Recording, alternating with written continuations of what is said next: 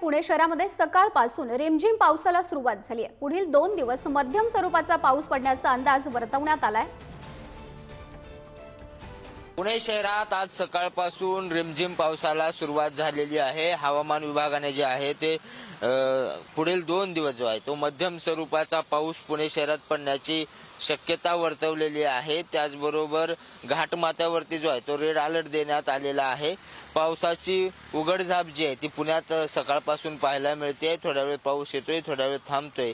त्यामुळे पुणेकर सकाळपासून छत्री रेनकोट घालून आपापल्या कामावर जाताना सुद्धा पाहायला मिळतायत। मात्र जो पाऊस पडतोय त्या पावसामुळे पुण्याच्या धरण साठ्यामध्ये मोठ्या प्रमाणात पाणी उपलब्ध झालेलं आहे आणि त्यामुळे पुणेकरांना आनंदाचा सुद्धा हा सगळा क्षण आहे। मात्र त्याचबरोबर पुण्यात होणाऱ्या पावसाला जे आहे ते आता सुरुवात झालेली आहे आणि पुढचे 2 ते 4 दिवस अशाच प्रकारचा पाऊस जो आहे तो पुणे शहरामध्ये पडणार असल्याचा हवामान विभागाचा अंदाज आहे। खरं तर 2 दिवसाच्या विश्रांतीनंतर कालपासून जे आहे ते पुणे शहरात पावसाने हजेरी लावलेली आहे। मात्र पाऊस जो आहे तो पावसाची संततधार नसून थोड्या वेळ थांबतो।